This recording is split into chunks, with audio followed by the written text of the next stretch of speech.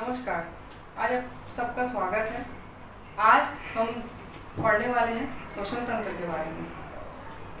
सभी जीव जंतुओं में बहुत सारी आवश्यक जैविक क्रियाएं होती हैं। उनमें से एक है श्वसन, जिसके द्वारा हमको ऊर्जा प्राप्त होता है और हम सुचारू रूप से सभी कार्य कर सकते हैं। हमारा शरीर विभिन्न क्रियाओं को कर सकता है।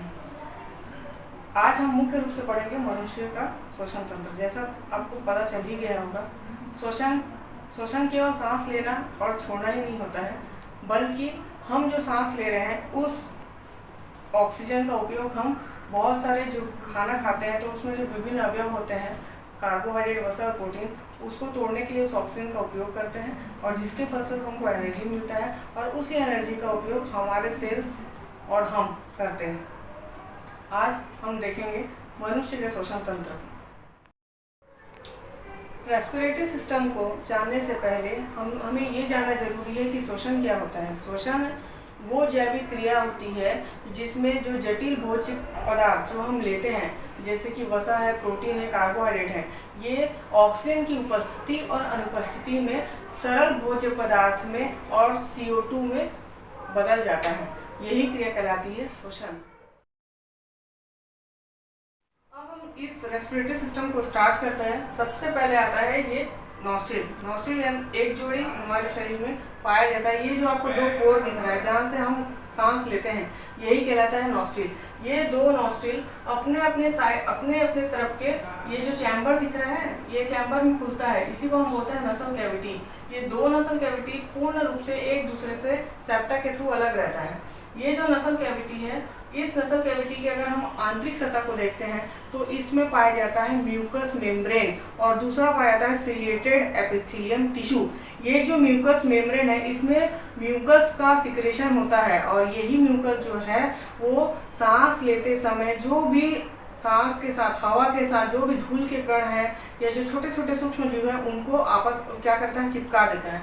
और दूसरा, इसमें जो सिलिएटेड एपिथेलियम में जो सिलिया पाए जाते हैं, यही सिलिया वायु के साथ आया हुआ जो भी धूल के कण है उसको वो भी रोकने का काम करता है और ये अपोजिट डायरेक्शन में वाइब्रेट करता है। मतलब अगर हम सांस अंदर की ओर ले रहे हैं तो ये बाहर की ओर मूव करता है, जिससे कि वायु के साथ आए हुए जो धूल के कण है और सूक्ष्म जीव है उसको वो भी रोकने का काम करता है। आगे जाके इस नसल कैविटी से आगे जाएंगे तो ये अब पीछे की ओर खुलता है एक कॉमन ऑर्गन में, जिसको हम बोलते हैं फेरिंग्स। फेरिंग्स वो जगह है जहाँ पर पाचन संस्था और ये श्वसन संस्था दोनों एक दूसरे को क्रॉस करते हैं। मतलब दोनों यहाँ पर कॉमन इस ऑर्गन में खुलते हैं। फेरिंग्स जो है वो आगे जाकर एक बॉक्स नुमा, ये दिख रहा है आपको, ये बॉक्स नुमा ऑर्गन में खुलता है और इसको हम बोलते हैं लैरिंग्स।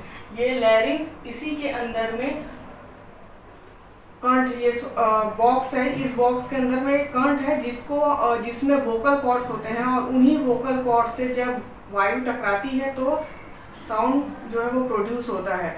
और इस प्रकार हम देखते हैं कि ये जो फेरिंग्स है, ये फेरिंग्स और ये लंग्स, इन दोनों के बीच में ब्रिज का काम करता है। ये जो लंबी सी आपको नली दिख रही है, इसी को हम बोलते हैं श्वास नली यानी कि ट्रैकिया। ट्रैकिया का ही ऊपरी हिस्से में आपको स्वर कोश यानी लैरिंग्स होगा, जहां से आवाजें निकलती हैं। अब इस लैरिंग्स के पीछे में अगर हम देखते हैं तो ये लंबी सी पूरी गर्दन की लंबाई में ये फैली हुई है, 12 सेंटीमीटर लंबी, इसी को हम बोलते हैं ट्रैकिया। इस ट्रैकिया के चारों ओर आपको दिख रहा होगा कि यहाँ पर सी आकार के अधूरे छल्ले होते हैं। ये कार्टिलेजिनस रिंग होते हैं जो कि अगर इसके अंदर जब हवा नहीं भी है तो इसे पिचकने से रोकता है, लेकिन जब इसमें हवा होता है तब ये ट्रैकिया थोड़ा सा और बाहर की ओर फूल जाता है। अब हम आगे देखेंगे कि ये जो श्वास नली है, इस श्वास नली के भी अगर हम आंतरिक सतह को देखते हैं तो इसमें भी अंदर की तरफ म्यूकस मेम्ब्रेन पाया जाता है और सीलिया पाए जाते हैं। म्यूकस मेम्ब्रेन और सीलिया का वही काम है जो यहाँ पर नसल कैविटी में था।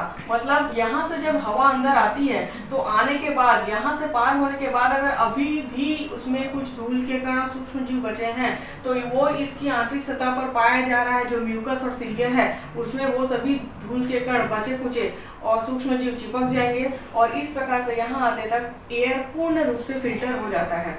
आगे हम देखते हैं कि ये जो ट्रैकिया है, जैसे ही ये गर्दन की लंबाई से आगे जाता है तो आगे जाकर ये दो मेन ऑर्गन जिसको हम बोलते हैं लंग्स, यही हमारा मुख्य श्वसन अंग है। और ये कहाँ स्थित होता है? हमारे वक्षीय गुहा में, थोरेसिक कैविटी में। इस लंग्स के चारों ओर अगर हम देखें तो हमको एक कवर मिल रहा है, आवरण, और उस आवरण को ही हम बोलते हैं क्या? Visceral pleura. इस विसरल प्लूरा के ऊपर भी आगे थोरेसिक कैविटी के चारों ओर एक और आवरण होता है जिसको हम बोलते हैं पैराइटल प्लूरा, ये वाला।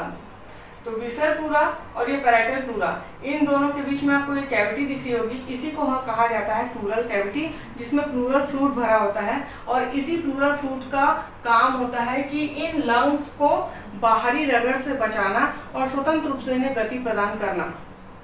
अब हम देखते हैं कि ये जो ट्रैकिया है, जैसे ही ये चेस्ट पोर्शन यानी वक्षीय कैविटी में आता है, ये दो ब्रांच में बढ़ जाता है। ये दोनों ब्रांच कहलाता है ब्रोंकस। ये ब्रोंकस में बंटने के बाद, यही ट्रैकिया जो है ब्रोंकस में बंटने के बाद प्रत्येक ब्रोंकस जो है वो अपने अपने साइड के लंग्स में चले जाते हैं। हमारे शरीर में एक जोड़ी यानी दो लंग्स होते हैं। जो राइट लंग्स होता है वो थोड़ा सा बड़ा होता है लेफ्ट लंग की तुलना में, और इन्हीं दोनों लंग्स के बीच में यहाँ पर जो कि थोड़ा सा लेफ्ट साइड झुका होता है वो होता है हार्ट, यहीं पर। अब हम देखते हैं कि ये जो राइट वाला लंग्स है ये तीन पार्ट में यानी डिवाइडेड होता है तीन लोब में। जो ऊपर वाला होता है वो सुपीरियर लोब होता है, right superior lobe, middle lobe और राइट इंफीरियर लोब। और अगर हम लेफ्ट लंग्स को देखते हैं तो ये ओनली टू पार्ट में डिवाइडेड होता है, एक सुपीरियर और नीचे होता है इंफीरियर लोब। अब आगे हम देखते हैं कि ये जो ट्रैकिया है, जैसे ही थोरेसिक कैविटी में आके दो ब्रोंकस में बढ़ गया, प्रत्येक ब्रोंकस जब लंग्स के अंदर जाता है तो जाने के बाद आप देख सकते हैं कि ये कई शाखाओं में बढ़ जाता है, और इन्हीं शाखाओं को हम कहते हैं ब्रोंकियोल्स।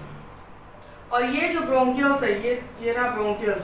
ये प्रत्येक ब्रोंकियोल्स को आगे हम देखेंगे तो ये जाकर और भी पतली पतली महीन शाखाओं में बढ़ जाता है। और इसके बाद इन ब्रोंकस से जो निकली हुई ये शाखाएं होती हैं, इन्हीं शाखा को, ये रहा ब्रोंकियोल्स, इससे जो निकला है ये कहलाता है एल्वियोलर डक्ट। और अगर हम फिर एक एल्वियोलर डक्ट को देखते हैं तो ऐसे हर एक एल्वियोलर डक्ट से फिर कई सारे 2 से 11 महीन महीन और ब्रांचेस निकलते हैं, और इनको हम बोलते हैं, ये रहा ये सभी एल्वियोलर डक्ट हैं। इन सभी एल्वियोलर डक्ट का अगर हम अंतिम हिस्सा को देखते हैं तो ये पूर्ण रूप से ऐसा फूल गया है, और इस फूले हुए भाग को बोलते हैं एल्वियोलर सेक, एल्वियोलाई। अब एल्वियोलाई क्या होता है? तो ये जो एल्वियोलर डक्ट होता है, इस एल्वियोलर डक्ट के अंदर हम देखेंगे तो और छोटे छोटे ये आपको दिख रहा होगा, ये छोटे छोटे और भी ऐसे सेक पाए जाते हैं जिनको हम बोलते हैं एल्वियोलाई। तो इस प्रकार से अगर हम देखते हैं तो ये जो ब्रांच है ये अंत में कहाँ एंड होता है? तो एल्वियोलर सेक में। और उस एल्वियोलर सेक में भी बहुत सारे, लगभग अगर हम देखते हैं तो एक लंग्स में 15 करोड़ एल्वियोलाई होते हैं। तो दोनों लंग्स मिला के 30 करोड़ एल्वियोलाई होंगे। और ये एल्वियोलाई ही जो है वो इसको गैस के आदान प्रदान करने के लिए एक विस्तृत क्षेत्र, लगभग 90 वर्ग मीटर क्षेत्र जो है वो प्रदान करता है। क्योंकि इसी एल्वियोलाई के ऊपर अगर हम यहाँ पर इसको निकाल के देखते हैं तो ये एक हमारा एल्वियोलर सेक है।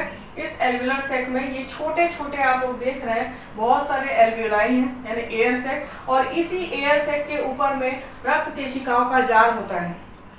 ये जो रक्त केशिका का जाल है और इस एयर सेक के बीच में ही हमारा ऑक्सीजन का और कार्बन डाइऑक्साइड का क्या होता है? आदान प्रदान। अर्थात यही एयर सेक या एल्वियोलाई जो है गैस के आदान प्रदान के लिए सतह देता है।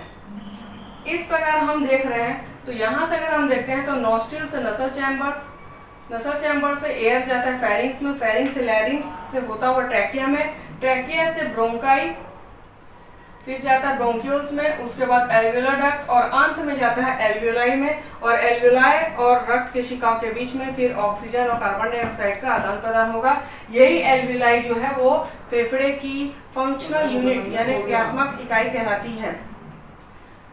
रचनात्मक दृष्टि से अगर हम देखें तो हमारा जो फेफड़ा होता है वो स्पॉन्जी होता है। उसके स्पॉन्जी होने का कारण भी यही है क्या कि इतने सारे जो 30 करोड़ की संख्या में जो ये एल्वियोलाई पाए जाते हैं, इसी की वजह से हमारा लंग्स जो है वो काफ़ी स्पॉन्जी होता है। और ये लंग्स जिस थोरेसिक कैविटी में ये रहता है वहाँ ये फूलता और पिचकता है। जब हम सांस लेते हैं तो हमारा ये लंग्स फूल जाता है, और जब हम सांस के रूप में कार्बन डाइऑक्साइड बाहर छोड़ते हैं तो हमारा ये लंग्स जो है वो पिचक जाता है। इसमें एक काम करता है, यहाँ पर हम देखते हैं कि थोरेसिक कैविटी और यहाँ पर एब्डोमेन कैविटी के बीच में ये इस प्रकार का एक पेशीय पट होता है जिसको हम बोलते हैं डायफ्राम। इस डायफ्राम से जुड़े हुए जो भी इंटरनल एक्सटर्नल इंटरकॉस्टल मसल्स होते हैं वो ऑक्सीजन को लेते समय और CO2 को छोड़ते समय, यानी इंस्पिरेशन और एक्सपिरेशन के समय सिकुड़ते और फैलते हैं। लंग्स में किसी भी प्रकार का कोई मसल्स नहीं पाया जाता है, तो यहाँ पर जो इंस्पिरेशन और एक्सपिरेशन की क्रिया होती है वो सिर्फ डायफ्राम और 2 मसल्स के थ्रू होती है जिसको बोलते हैं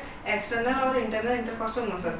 जब एक्सटर्नल इंटरकॉस्टल मसल और डायफ्राम ये मसल जब सिकुड़ते हैं तो ये जो आपका ये कैविटी है थोरेसिक कैविटी, उसका आयतन बढ़ जाता है और दाब कम हो जाता है, जिससे बाहर की जो हवा है वो अंदर आ जाती है। और जब ये मसल्स फैलते हैं, डायफ्राम भी शिथिल हो जाता है, तो ये जो थोरेसिक कैविटी है उसका आयतन कम हो जाता है और अंदर का प्रेशर ज़्यादा हो जाता है, दाब, जिसके कारण अंदर की हवा बाहर निकल जाती है। इस प्रकार सांस का अंदर लेना और बाहर निकलना ये क्रिया होता रहता है। तो इस प्रकार हम इस वीडियो में मनुष्य के रेस्पिरेटरी ऑर्गन के बारे में जाने। आशा करती हूँ कि आपको ये वीडियो अच्छा लगा होगा, और अगर किसी प्रकार का कोई सुझाव देना है तो कमेंट बॉक्स पे कमेंट जरूर कीजिएगा। Thank you.